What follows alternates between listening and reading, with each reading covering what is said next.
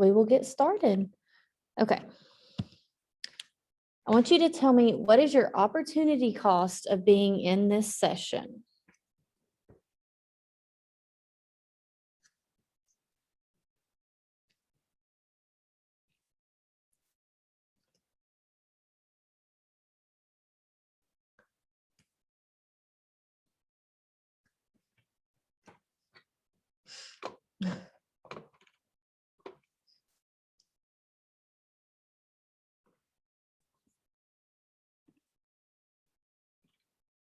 Okay, seeing some really good answers. I love these grades. I'm giving up grades.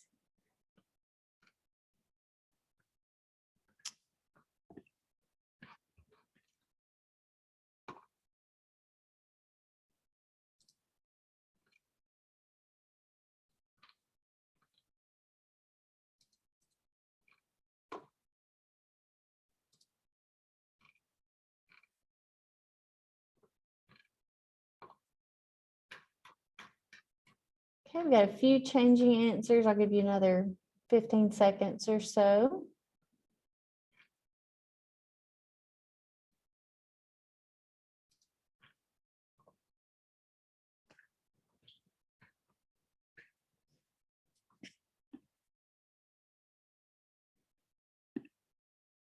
Okay, and if you're joining us late, the Pear Deck code and how to join is in the chat. All right, so let's look at some responses. We had some really good ones. So I would be playing video games. Okay, and this one, we're giving up a nap. I kind of agree with that one. All right, cleaning my car, and then baseball practice. And I'm sorry that you're missing practice, but we are so glad that you're with us, and hopefully this will be well worth your time. Okay, so let's talk a little bit about opportunity costs. Now, remember, opportunity cost is what you give up, but it's not everything that you give up. Okay, so you have to narrow it down to what is your next best alternative. So I saw a few of you, you're missing a couple of different things. Maybe you're missing practice and then sleep. On the exam, you have to pick one thing. Okay, your opportunity cost is always going to be your next best thing. And what I tell my students is, okay, if you weren't here, what would you be doing? Not what all could you be doing, what would you be doing? Okay, so we have to narrow it down to one thing. Now, we have opportunity costs because we experience scarcity in our life every single day. Okay, and scarcity just means we don't have enough resources to cover all of our wants. Okay, we might want, a new car and a new house. We might want good grades, but we have to give something up in order to get that because we don't have unlimited time and money and resources.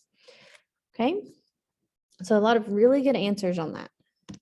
So let's go back and look at some vocabulary. Hopefully this is just review. Okay, opportunity costs, we already talked about that. What's given up when a choice is made. Productive efficiency, you may not have talked in your class about it as productive efficiency, but what this means is that we're using everything that we have. Okay, we're using all of our resources. The way I like to think of it is if you want a job, you have a job. We aren't leaving any land, labor, capital out there not being used. Okay, now that means, the kind of extension of that is allocative efficiency. And that means that we're producing what society wants. We're producing what people want to buy and what people need. Okay. And then we have trade-offs. And those are all those other options. Okay. So whenever we think of opportunity costs, we think of one thing. The trade-off is everything else that we could have been producing, is how I think of it and how I look at it. Okay, so we make trade-offs and what we give up is our opportunity cost. Okay, and we can show all of this using the production possibilities curve. Now, you may have also seen it called the production possibilities frontier. Either one is correct, and they can be used interchangeably. Okay, now, if we're looking at this graph, we can see a lot of things about society on this one graph. Okay, the blue line is what we can produce. Okay, using all of our resources, that's what we can produce. Point A right here inside the curve means that we, sorry guys, means that we're being inefficient. Okay, we're leaving something on the table to be used. This could mean that we have a lot of unemployment. We have factories that are temporarily shut down. Okay, but those things aren't permanently lost. They're still there. They can still be used, but we're not using them at the moment. If you've talked about the business cycle, this would also be a recession. Okay, points B, C, and D are efficient. That means that we are producing everything that we can with our given resources. Okay, we're using all of our opportunities. Now, point X hanging out on the outside of the curve is impossible. We cannot produce there right now with our given resources. We have to have new resources in order to push this blue line out to that X. Okay. Any questions? Okay, we'll go on to the next slide. Okay. Now, I want you to tell me, what is the opportunity cost of moving from point P to point R? So what are we giving up?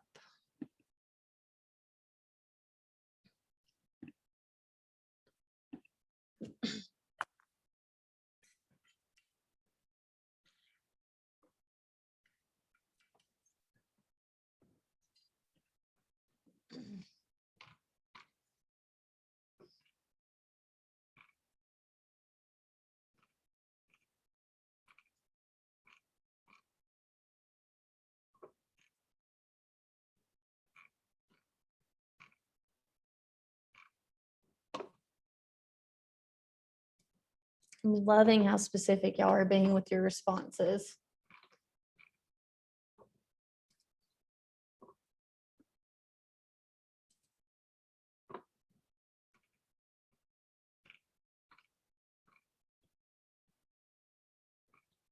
Okay, a few people still working. I'll give you a few more seconds.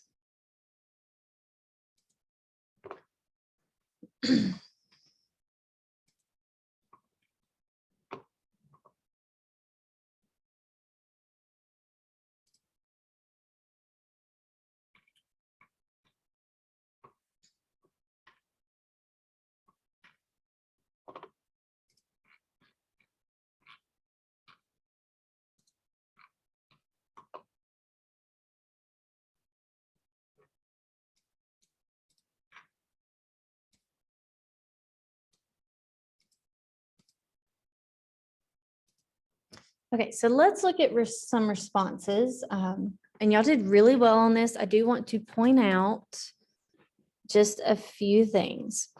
Okay, and I pulled these 4 responses because I see some of the common mistakes that we see at the national reading. Okay, so on this first one, you're giving up 10 of the Y produced and gaining X of the X produced. Okay, now we need to cut off this statement right here. Okay, remember, we're looking at our costs. We're looking at what we are giving up. So we're not worried about what we're gaining over here. Okay, and I'm sorry, guys, my lines are terrible. All right, now on this one, yes, 10 is correct, but 10 of what?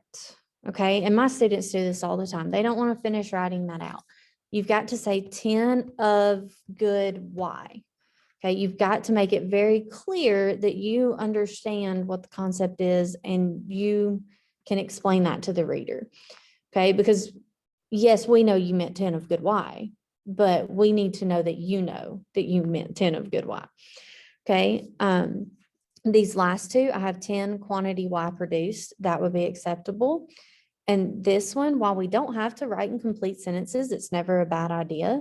Okay, so the opportunity cost is 10 units of good Y, and that would be exactly right as well. Okay, so just make sure you're very, very specific because you need to prove to the reader that you know what you're talking about. Okay. All right, let's move on.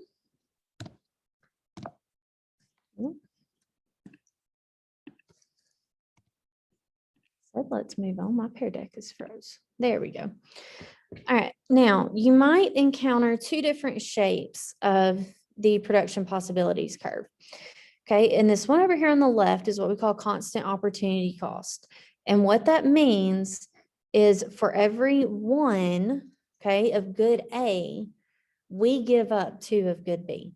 Okay, and we can see that. Let me turn on my annotate. Okay, so if we move from 0 of good A to 1 of good A, then we are moving from 12 of good B to 10 of good B. So we're giving up 2 of B for 1 of A. Okay, and then if we move from 1 of A to 2 of A, we're again giving up minus 2 of good B. Okay, and we do that all the way across. So our opportunity cost is always the same. Now, over here on the right, we have increasing opportunity cost. So if we look and we read our graph from 0 to 1 of good A, we're gaining 1 of good A, but we are giving up 2 of good B. Okay. Then if we move production from 1 of A to 2 of A, we're moving from 10 of good B to 6 of good B. So we're now giving up 4 of good B. Okay, and the way that I like to think about this is constant opportunity cost, the goods are similar. Okay, and somebody that I was talking to a couple years ago about this said these are pencils, okay, with different colored lead. All we have to do is change out one thing and production can just roll right along. Okay, so very, very similar items. If it's increasing opportunity cost, we're looking at very different items. I always use like cupcakes and robots. Okay, 2 very, very different things that require very different resources. Okay, so similar goes with constant, different goes with increasing opportunity cost.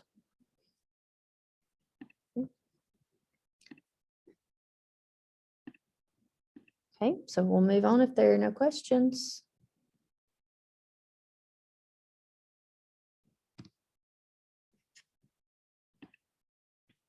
All right. What would shift the production possibilities curve outwards or to the right? Okay, so I want you to tell me on your Pear Deck.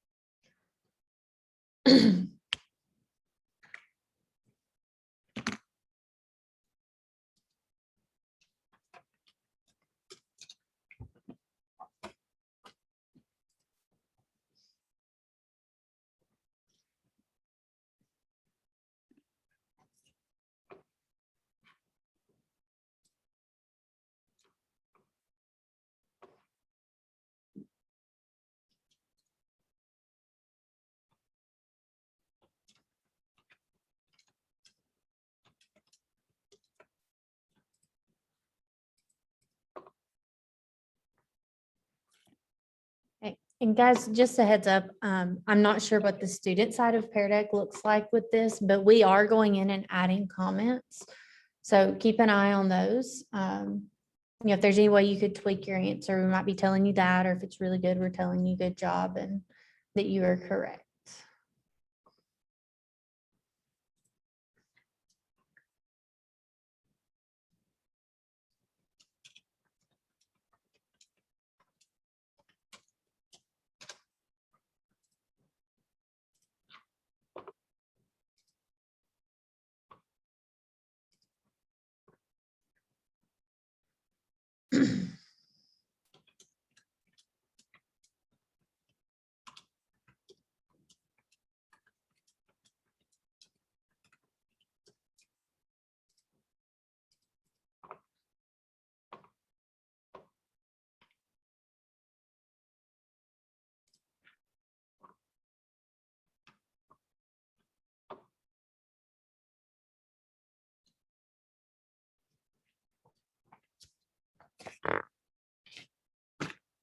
So a few of you still changing answers.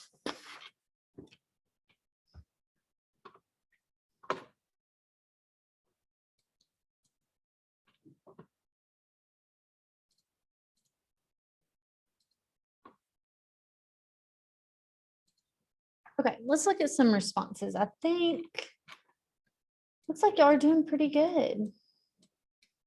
Okay, we're just going to expand a little bit on some of your responses. Okay. So these are not all of the good ones. I wouldn't be able to show you all those in the time that we have. All right, so let's talk about why growth happens in an economy. Okay, we have 3 reasons whenever we look at the PPC, and you will also relate this to long run aggregate supply in unit 3. So it's good to understand it now.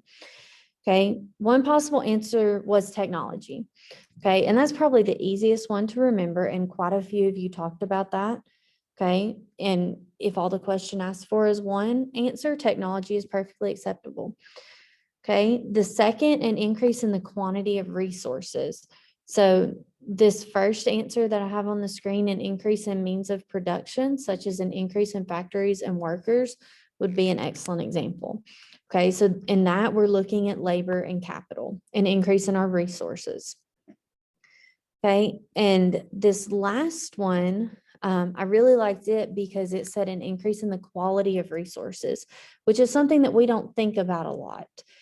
Okay, so that training means that workers are now more efficient, meaning they can produce more. Okay, so we have to think about quality and quantity. Okay, if we have more resources or if we have better resources, then they can be used more efficiently and we can produce more stuff.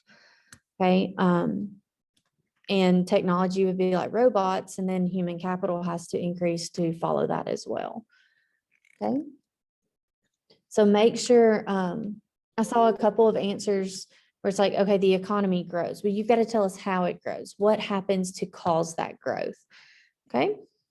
So good job, guys. Let's move on to our next question. Okay, this is an actual release question from an AP exam. Okay, so I want you to tell me which of the following would cause the PPC shown here to shift outwards. So what would cause growth in this economy?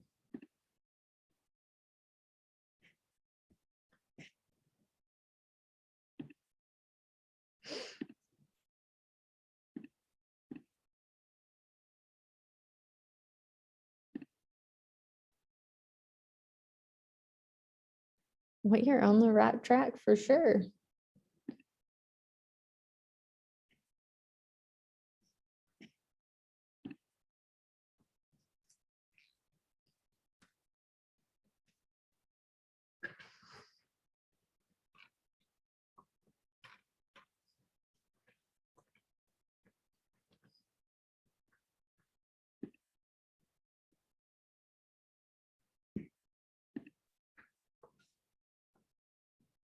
Okay, looks like we're almost settled. We have a few people left to answer.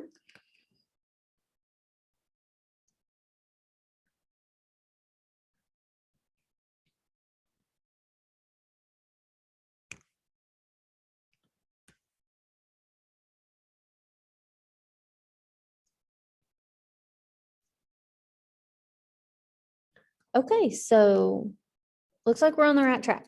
So let's talk through these answers. And this is something that I like to do with my students. It seems to really help whenever you actually get to the exam. Okay, so we're going to walk through these one by one and talk about why they're right or why they're wrong. Okay, so we're looking for what's going to cause this PPC to do this. What's going to cause growth? Okay, so we know from the last slide that this has to be new technology, new resources, or better resources. Okay, so A says reopening steel plants that had been closed. Well, they had been closed tells me they have existed. Okay, so they're not new resources, so we can mark that one out. Okay, they've been there, they just weren't being used. So that means that we're producing somewhere in here. Okay, we're inside the curve because we aren't using all of our resources. Okay, and B is the same situation. So those steel workers, didn't leave the country. They were still here. They just weren't working because they were laid off. So this is very similar to what happened in like March, April of 2020, whenever COVID started. Plants shut down and they laid people off. Okay, those people didn't go away. They were still available to work. They just weren't working. So we're going to mark that out. And it would also be located somewhere inside the curve with A. Okay, C, using machinery for missile production instead of steel production. Well, that wouldn't necessarily shift this curve. It's not new resources, it's not quality of resources, and it's not new technology. Okay, we're just taking, and like we would have been producing, we're going to stay here at point C, and we're just changing production to more missiles, and we're going to be producing at point D. Okay, so it's not going to be C. We're just moving along the curve for that one. Okay, and D is the opposite. We're using machinery for steel production instead of missile production. So we would move from D to C. We would move backwards. So it's not D. Okay, so the correct answer is E, developing a more efficient steel production process. Okay, and what that means is we have a better quality of resources. Okay, so that is why E is correct and A through D are not. Okay, and that process of elimination will help you, and you can write all over your exam, okay, as long as your answers on the answer sheet are clear. So take advantage of that. Okay. If there are no questions, we're going to go on to the next slide.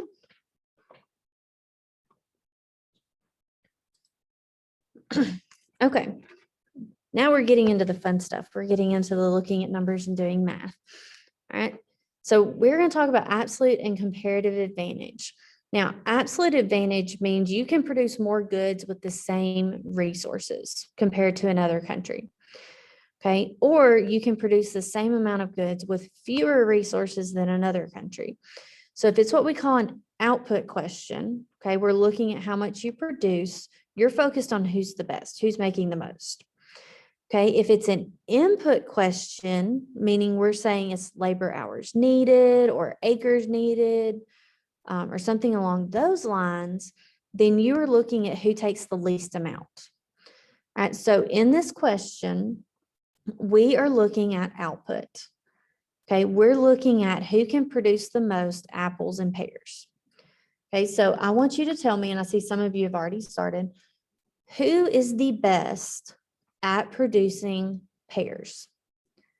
Okay, is it country A or country B? Who makes the most?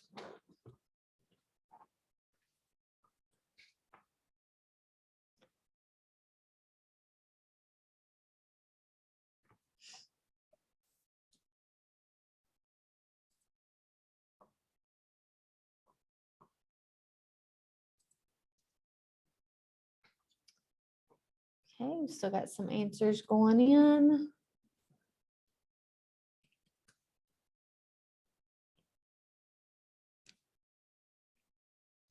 Okay, it looks like we are widely checking country B, and that is correct. Okay, so country B produces 4 pears while country A produces 2. And we assume that the resources are the same because it doesn't tell us that they're different. Okay, let's look at the math part. Okay, my kids laugh at me because I'm like, this is so much fun. Okay, and my pear deck is not working correctly. Uh-oh. Hold on. Sorry, guys, those answers should not be up there. Let me go back really quickly.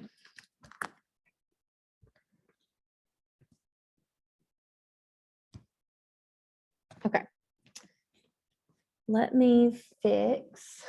I see some of you are moving on. We're going to walk through this. I apologize. This was working right whenever I started it earlier today. Okay. So whenever we're talking about comparative advantage, we want to know who has the lowest opportunity cost. Okay. And if we're looking at how to calculate opportunity cost, we also have to look at, is it output or is it input? Okay, and now we already talked about this is output because we're looking at how much they can produce. Okay, if you can't see that apples number, let me go ahead and write that in. Okay, this was an 8. Okay, yeah. So the way that I teach this is output other number goes over. Okay, and your other number is what you are looking for. Okay, and the way I work these, I write it all out because this table is great, but sometimes it gets confusing to me. So I do this. Okay, I say 1 apple equals some number of pears. Okay, and 1 pear equals some number of apples. Okay, and this on the left side, whatever I'm trying to normalize to that 1 is my number. Okay, that's the number that I'm worried about finding. So if I'm saying it's other number over, this right here is my other. Okay, my production of pairs is going to be my other. So my 2, if I'm looking for my opportunity cost of apples, my 2 is going to go on top. My 8 is going to go on bottom, and that reduces to 1/4. Okay, let me write that in. All right. And then if I'm looking for pairs, I just flip the fraction. Okay, and I wind up with 8/2, which means 1 pear is equal to 4 apples. Okay, are there any questions on calculating that since it showed the numbers?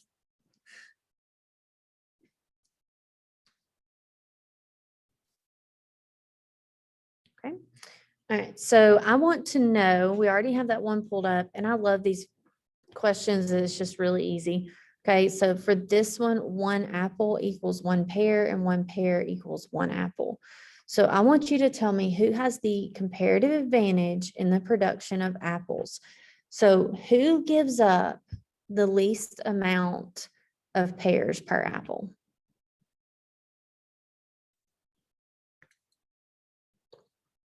Okay, and I've got a few of you still answering.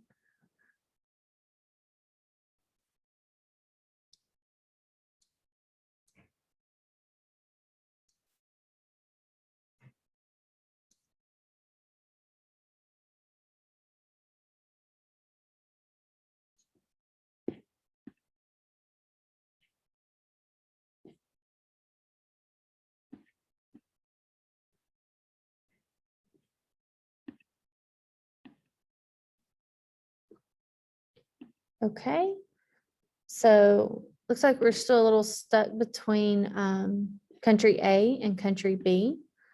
Okay, so the correct answer for this is country A. Let's talk about why that is. Okay, country A is giving up 1/4 of a pear for every apple. Country B is giving up 1 pear. So I know that 1/4 is less than 1. Okay, and if you're struggling with the fractions, especially if it's like 1/4 compared to a third, I draw a circle out and divide it into sections, roughly equal. Okay, and don't feel bad if you have to do that. I still do that with some fractions. Okay, all right, so let's look at the next one, maybe. Okay. And guys, again, I apologize. I don't know why these animations are already showing up. When I tested it, it was working correctly. All right, so output is other number over, input is other number under. Okay, so I use IOU for this one, input other number under. And okay, y'all are running with it. Good. All right, so let's work out Tony's per unit opportunity costs together. Okay, draw. All right, so for Tony, I'm going to say 1 apple equals some number of pears and 1 pear equals some number of apples. Okay, now it's other number under, and this is still my number. Okay, this is my other number. All right, so for this, I'm going to say, okay, other number under, I am looking for apples. So that number is going to go on top. So I'm going to have 5 on the top, 2 on the bottom, which is going to be 5 halves, and that does not reduce. So I'm just going to fill that in. Okay, and then I just flip it for this second one, and I'll wind up with 2 over 5. Okay. So then Chris, we can set up the same thing. 1 apple equals some number of pears, and 1 pear equals some number of apples. Okay, my numbers on the left, the other numbers on the right. Okay, and let me find my numbers here. All right, so we have, I believe that's a 6. That's the only one that would work. Okay, 1 apple equals some number of pears. So that means, okay, we're going to have other number under. So my 3 is going to go on bottom, 6 is going to go on top. And we're going to wind up with 1 apple equals 2 pears. 1 pear equals 1/2 of an apple. Okay. And it looks like we're pretty divided on comparative advantage on this one. Okay, so I want to know who has the comparative advantage in the production of apples. So who's giving up the least amount of pears for every 1 apple?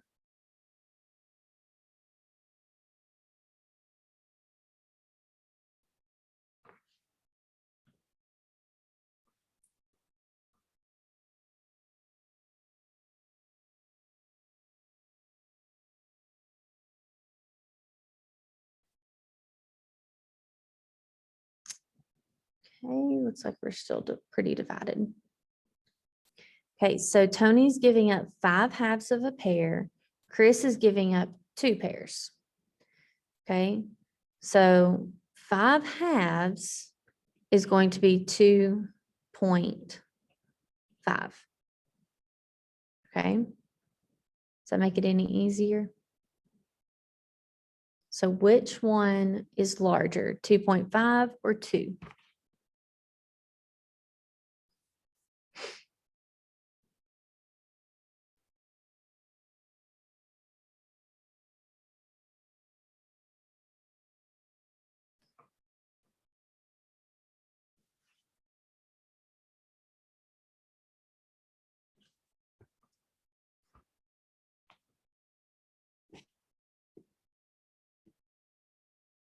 Okay, so we're still divided. Let me think of how else to say this. And Ms. Weller, if you have any other way that you teach this that might be helpful, that would be great.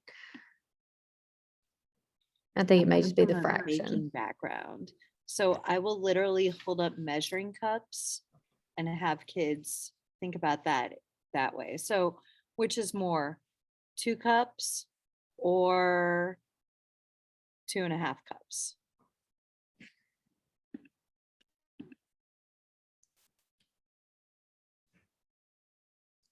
Okay, this is my very poor excuse for circles here. All right, so this is going to be Tony, the top, and I'm sorry if y'all hear some noise. Okay, so the top set, this is Tony. Okay, this is how many pears he is giving up for every 1 apple. All right, and this right here is Chris. Okay, and I'm sorry, they're not the same size. Zoom annotations are not that easy. All right, so Tony's giving up 2.5. Chris is giving up 2. So who has comparative advantage? Who has the lowest opportunity cost in the production of apples?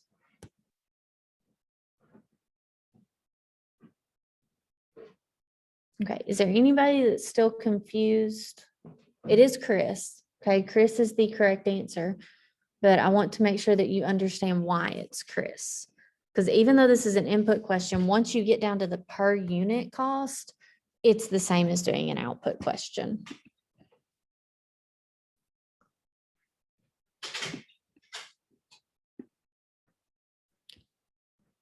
Yeah, and Mr. Gillespie has a good point. You do get a calculator this year.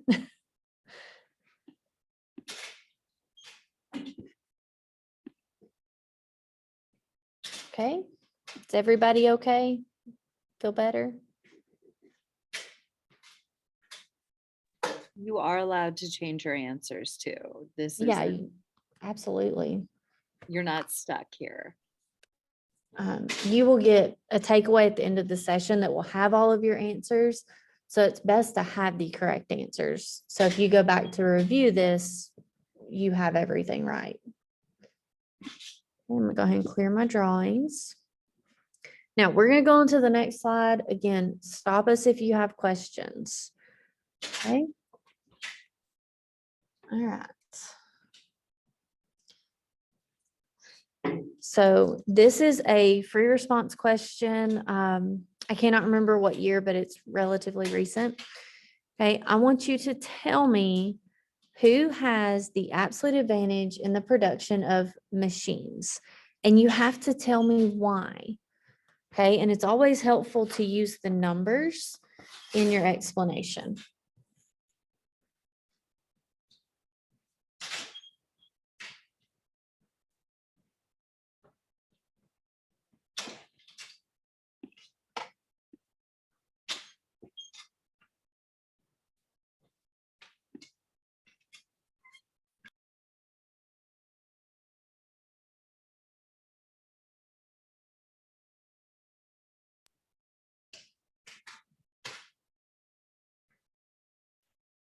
Okay, getting some really good answers.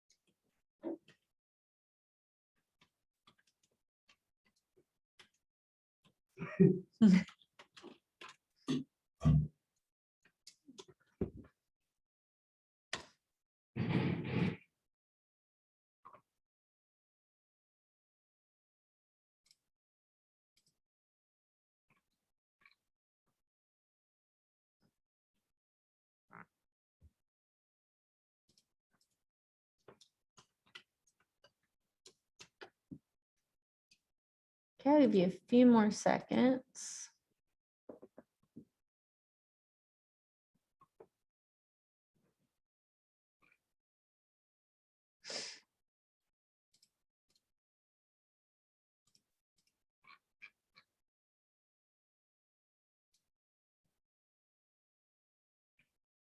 Okay, I think we're good. Y'all have got comparative or an absolute advantage. Okay, so let's look at some answers. Okay, so I'm not saying these are all the correct answers. I just picked the first couple that I saw. Okay, so this first one, Luna, because she can produce 40 machines when all resources are being used for machine, where Ashna can only make 10 with the same resources. Okay, and part of the reason I picked this, this student chose to use the numbers. Okay, that's always helpful in an explanation. It's not always required. However, they have just like started putting in these explain with numbers questions. Okay, so it's good to get started with that practice now. Okay, and I also love this student said the same resources. Okay, so you're demonstrating that you know that this is an output question and they have the same resources to produce machines and food. Okay. I like this one because it says Luna can produce 30 more machines than Ashna. Okay. This answer is good as well because again, we're using those numbers and we're talking, we're comparing those numbers. Okay. And then this last one, again, we use our numbers. So we're saying they can produce 40 machines if they use all their resources for machine production. Okay, and Ashna can only produce 10 in that same instance. So again, we're referring back to those resources, and that's always a good thing to do. Okay, so let's look at another question. Okay, and again, I apologize that these answers are coming up. All right, so in case you can't see that number, this is 30. Okay, and this down here is 40. All right, so I want you to tell me who has the comparative advantage in the production of machines. Okay, and then you do have to explain it.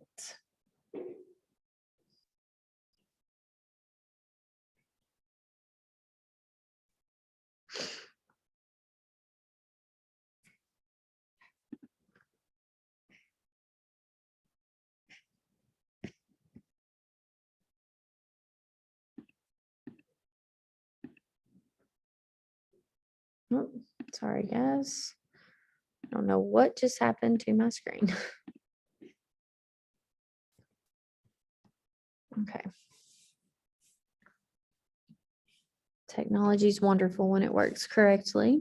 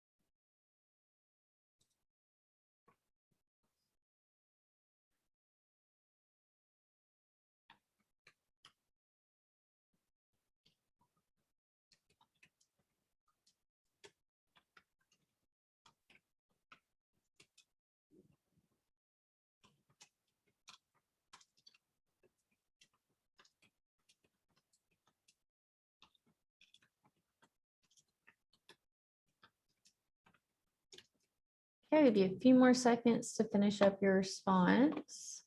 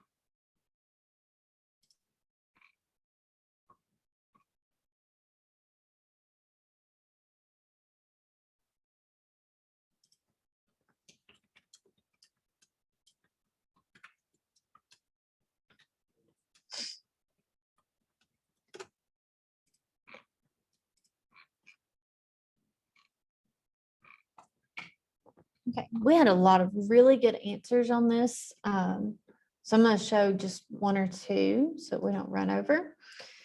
Okay. So I want to look at these one by one. All right, so the first one, Luna has comparative advantage in the production of machines because of the lower opportunity cost. That's perfectly acceptable, not a problem. Okay, as long as you said Luna and then lower opportunity cost, you would receive the point on this. Okay, now, let's scroll down. I want to look at this third response. Okay, the country with the comparative advantage for the production of machines would be Luna. It is giving up 1/3 units of food to produce a unit of a machine, while Ashna is giving up 3 units of food to produce a unit of a machine. Okay, that's an excellent answer. I love that you referred back to the opportunity cost and you made it very clear to the scorer that you know what you're talking about. Okay, and that's what we're looking for. Now, the second one, I love that somebody put this simply because it gives me a chance to talk about the most seen mistakes. Okay, this first part is correct, but there's not a correct explanation. Okay, and they no longer split points. So unfortunately, even though this first part is correct, the point would not be received. Okay, because it's not referencing that lower opportunity cost. Okay, and this last part is going back to absolute advantage. Okay, remember when we're looking at comparative advantage, we always have to look at our lowest opportunity cost. Okay, and this we're looking at total production rather than opportunity cost. So let's go back to this slide and look at that. Okay, so once we get to this point, and this is how, again, I like to draw it out. You don't have to do this, but I have noticed that my students that follow this typically make less mistakes. All right, so for Ashna, 1 food equals 1/3 of a machine. Okay, and 1 machine equals 3 food. So this is what they're giving up. Okay, this is what they're losing. All right, now Luna, okay, 1 food equals 1 machine. I'm sorry, I'm running out of room. 1 machine equals 1 food. Okay, and I like to write it out like this. So it's all condensed, it's right there in front of me, and I don't have all these extra numbers. Okay, and then what I go in and do is I say, okay, I want to know who has the lowest opportunity cost for each item. Okay, and Ashna has the lowest opportunity cost for food. So I circle that. Okay, because you're not allowed to have highlighters on the exam. So circle it, and just that way you can mark this one out. You know this is not the lowest opportunity cost. Okay, and then once I figure that out for Ashna, I know that they can't both have the comparative advantage in food. Okay, if one country has the comparative advantage in an item, the other country is going to have the comparative advantage in the other item. Okay, and then I can also look at this and I see 1 machine equals 1 food. Well, I know that 1 food is less than 3 food. So Luna has my lowest opportunity cost or the comparative advantage in machines. Does that make sense? Okay. So make sure that you're paying attention to your answers, and it's so easy to get in a rush and just not double check yourself, but we don't want you to lose points because you are in a rush. Okay, so make sure and slow down and get the questions correct before we worry about being fast. Okay, there's no reward for being done first. All right, so let's look at the next slide. Okay, and now we're talking about terms of trade. And guys, terms of trade is not easy. If you're still struggling with it, that's okay. But we need to make sure that we're working on that throughout the year because we have a long time until May. All right, so with trade between these 2 countries, which country will import food? Okay, and remember, we make what we have the lowest opportunity cost in, and then we trade for what we need.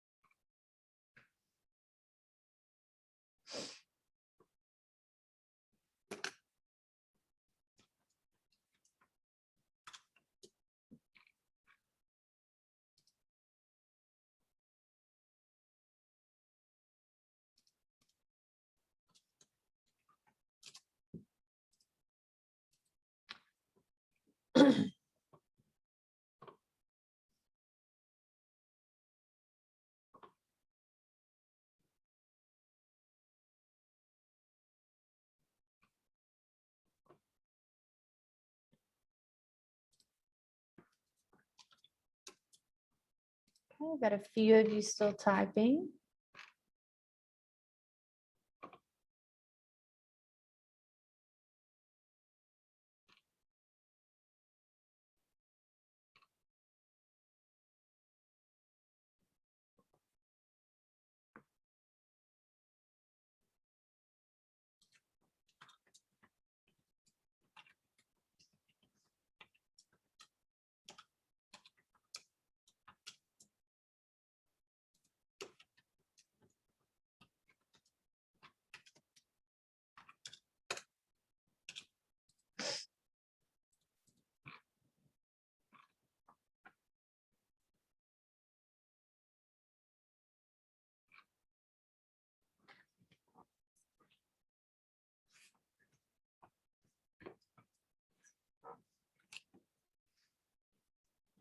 Okay, so we have a few people still working, but I don't want to run over, so we're going to go on ahead and look at this answer.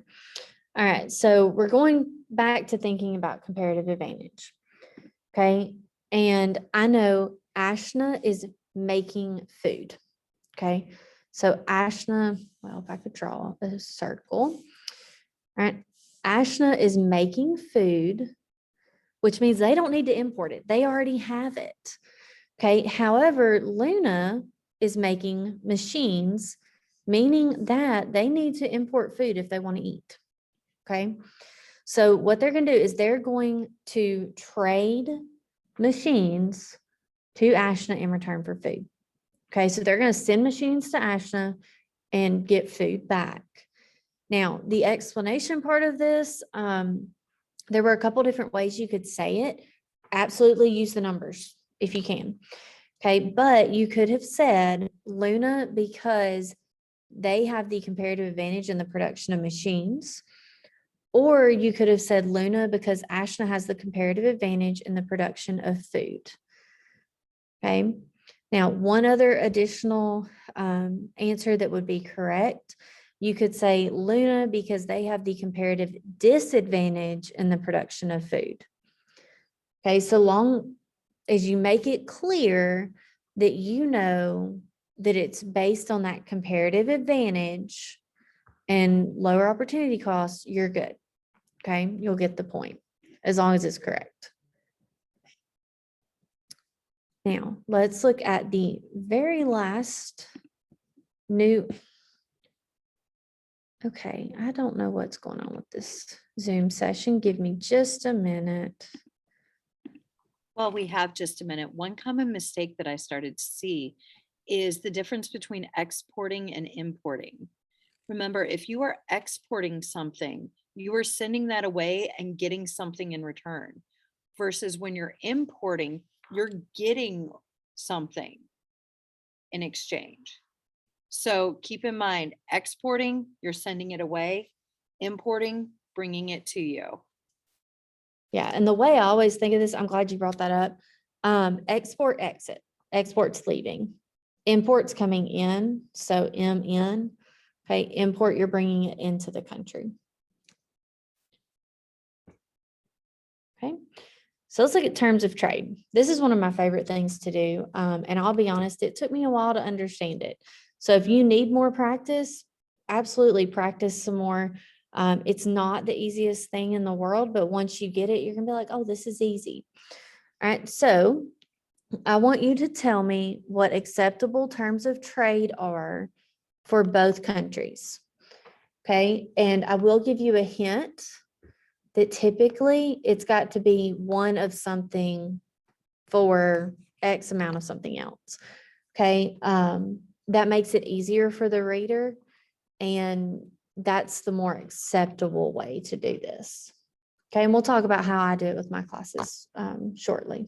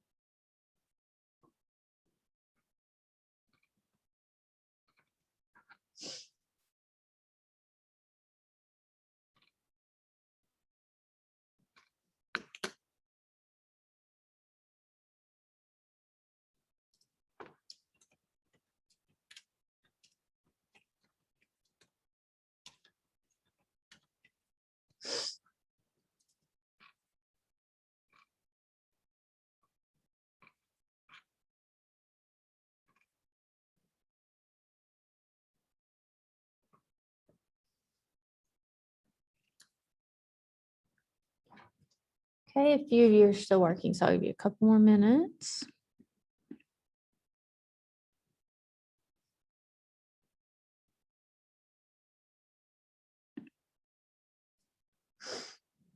Well, a couple more seconds. I don't want to run too long after 5.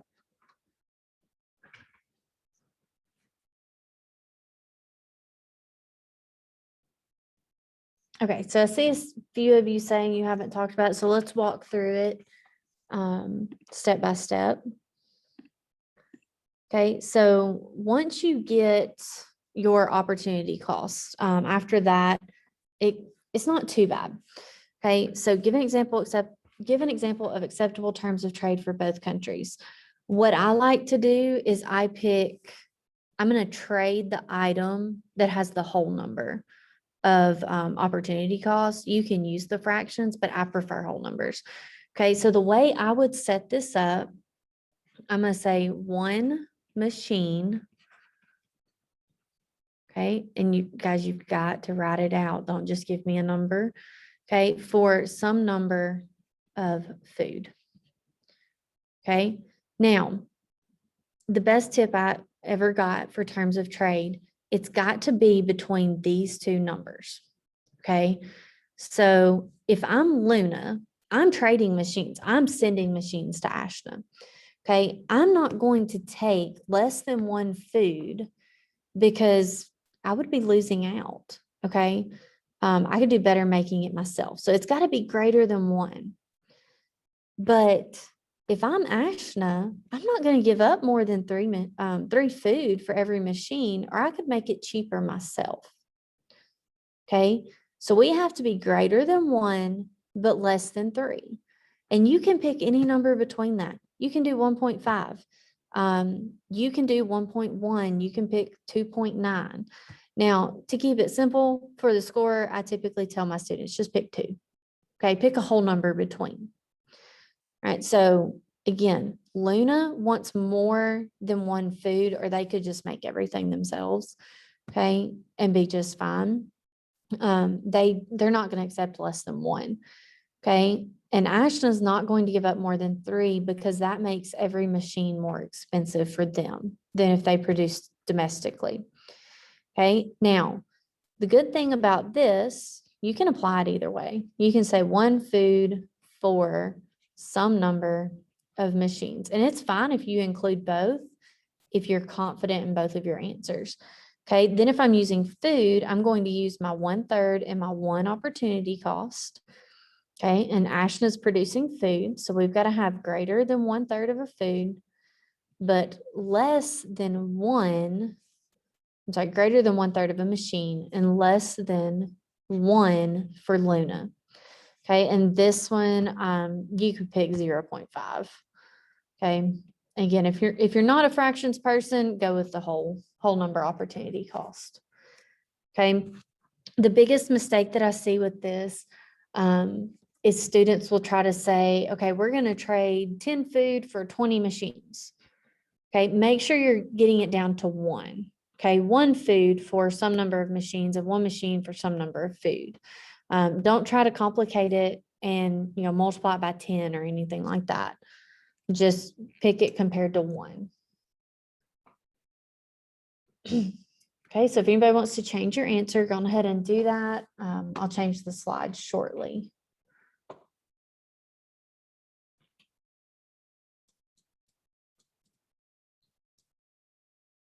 Okay, good. A lot of you are changing, and feel free to add in that little, 1/3 greater than, but less than 1 and 1 and 3.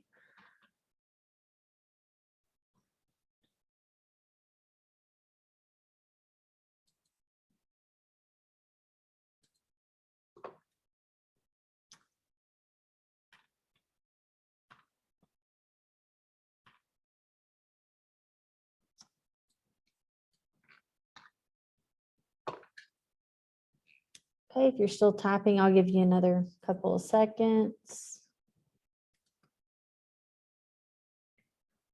Okay, and I have seen this a few times. You can't say 2 food, or you can't just include like this part, okay, where I have this 1 greater than but less than 3. you can't just provide this. You've got to be specific and say 1 machine for 2 food.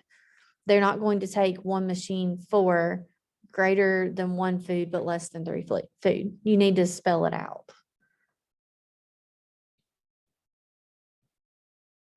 Okay, we're going to move on to the last slide. All right, and this is a released multiple choice question. Okay, so I'm going to let you answer that on the Pear Deck.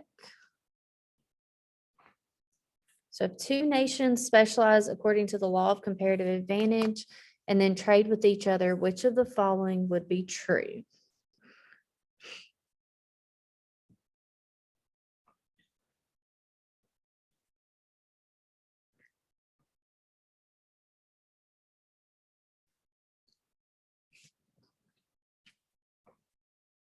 Okay, and use that process of elimination if you get stuck.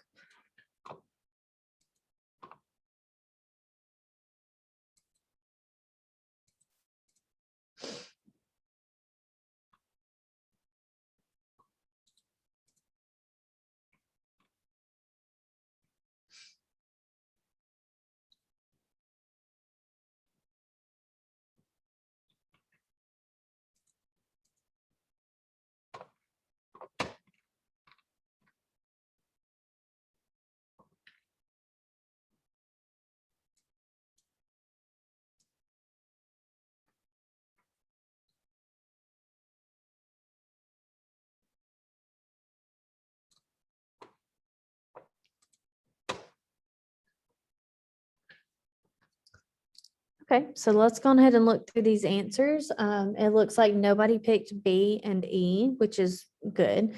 Okay, we know if it's the law of comparative advantage, then both have to gain. Okay, a smaller number of goods would be available in each trading nation. That's not necessarily true, because if they're specializing and they're producing all of one item, and they're not having to worry about producing that other, then chances are they're going to have equal to what they were producing before. Okay, and then C is not correct. D is the correct answer. But let's talk about C, because it confuses a lot of people. Okay, it says everyone within the nation would be better off. Okay, that can't necessarily be proven. Okay, if you are living in a nation that's, we'll go back to Ashton and Luna.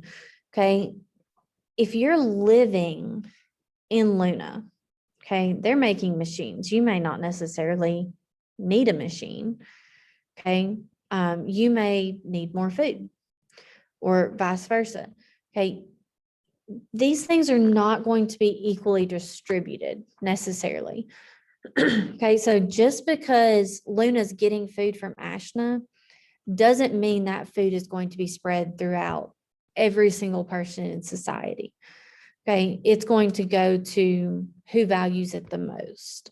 And I always tell my students, be very, very careful about answers that are like absolute. Okay, typically those are not going to be correct. I'm not going to say never, but typically if it's a absolute, this is it, this is all that can happen, it won't be correct. Okay, so D is correct. Each nation would increase its consumption possibilities. So trade doesn't allow us to produce beyond our PPC, but we can consume beyond our PPC.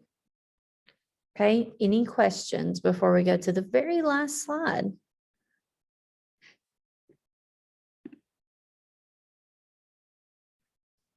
No?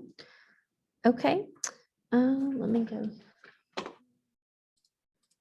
right, so this survey should be clickable for y'all, I think.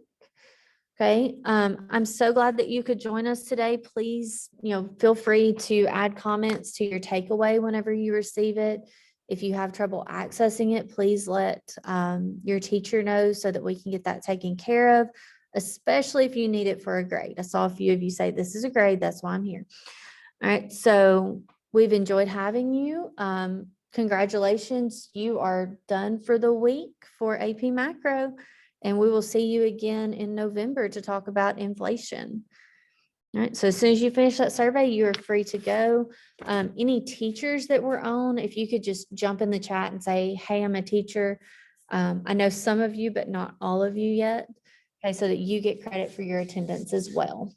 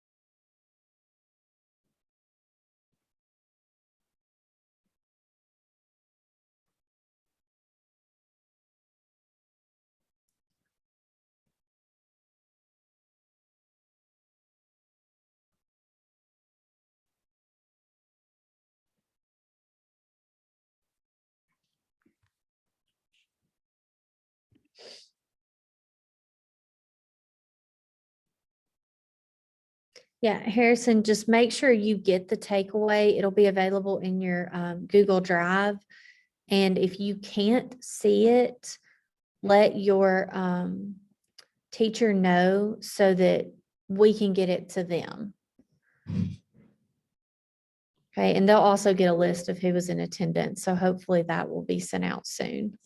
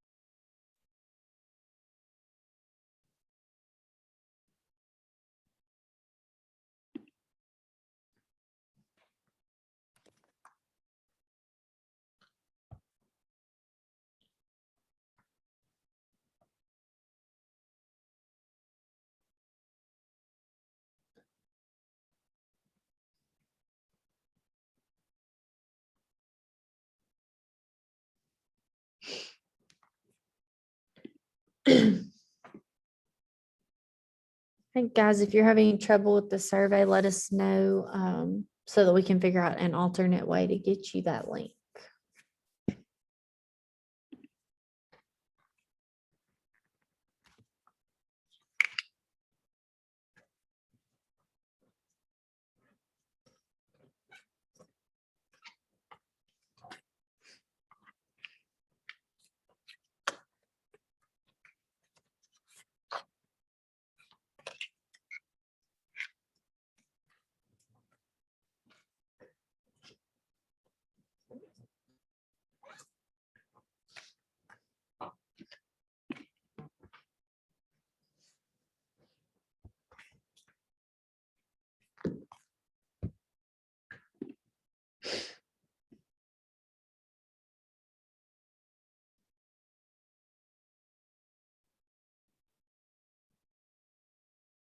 Okay, Austin, Justin, Lily, Luke, can we help you anyway?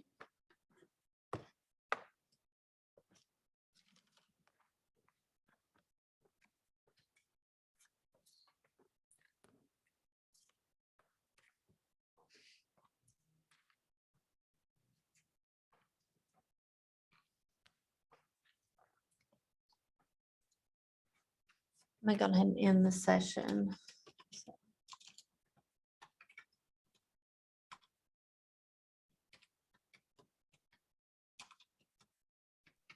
Austin, what sort of error message are you getting?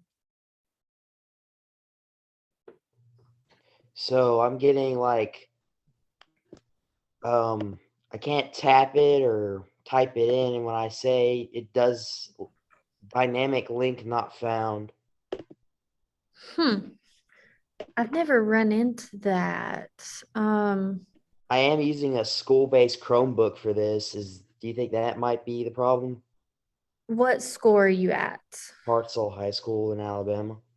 Okay, are they, like, are their Chromebooks on pretty tight restrictions? For the most part, yeah, it's just Chrome and Okay. Harrison. Hope, the guy you talked to earlier, goes to my school though, so if he could do it, I don't really know why I can't. Yeah, and okay, it worked for me. What Are if you you at could- home? I am. May have something to do with your internet. Um, I am not sure what to do about that. Could you try it on your phone? I know sitting and typing it in is a bit tedious, but that may be the way that we can work around that. Yeah, give me 1 second.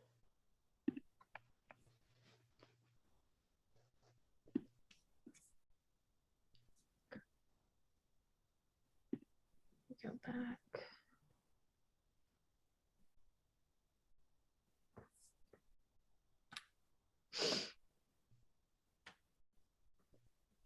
Need to talk to her about making these links shorter.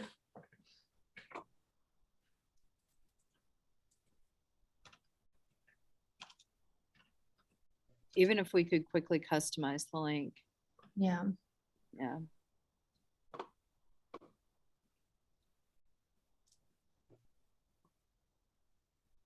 I mean, if you want to have him doing it on his phone or something, there's the, if y'all are using Chrome, there's the create a QR code Yeah. instead of the link. Then you could just scan the QR code. Yeah. Okay. I'll talk to her about that. Maybe that we could offer both options. Like, give them the link and the code. I don't know. And that thing for the grade you were talking about, I'll get that after I do the survey, or will Okay, I'm not sure what your teacher is requiring. Yeah. I would assume it's just send them the takeaway. The survey is so we know how we can improve going forward. okay. Well, I'll ask her tomorrow, but I don't have anything like that. Okay, yeah, I haven't sent the takeaways yet. Okay. I wanted to make sure that you were still able to see the code. Oh, I got in survey. Okay. Okay, Awesome. good deal. Thanks, Austin.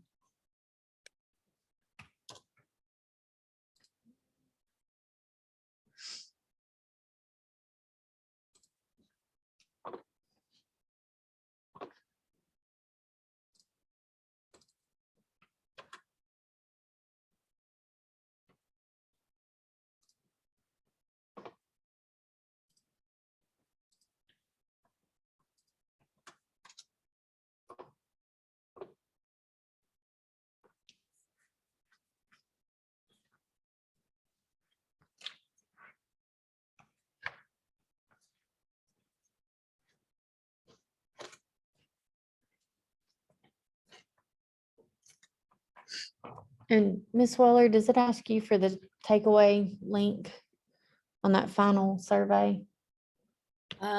Let me go back to the survey and check real quick. Give me 32.3 seconds. Um, All right, student teacher course, day and time you attended, constructive feedback, future student. It doesn't say anything about a takeaway link. Okay. It does. Okay, I'll just go in and add her when they generate. Okay.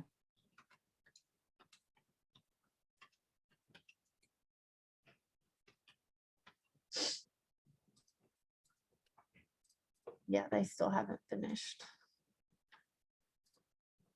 loading. Miss Howard, you're presenting with me on Saturday, right? I think so. I know it's like, how far away is that? Yeah. Would you be willing to stay on and kind of walk me through these finishing details that you're doing? Yeah. Awesome, thank you. Yeah, I was gonna try to send this to Rhonda, but it's still not showing up in my drive.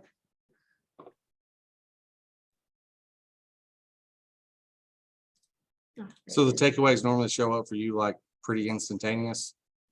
The folder will show up. Okay, It's whether or not they fully generate. Like the download link, I tried to open it and it still says, please wait, it may take up to an hour. gotcha. So, and of course, it just dropped my internet. That may be part of it.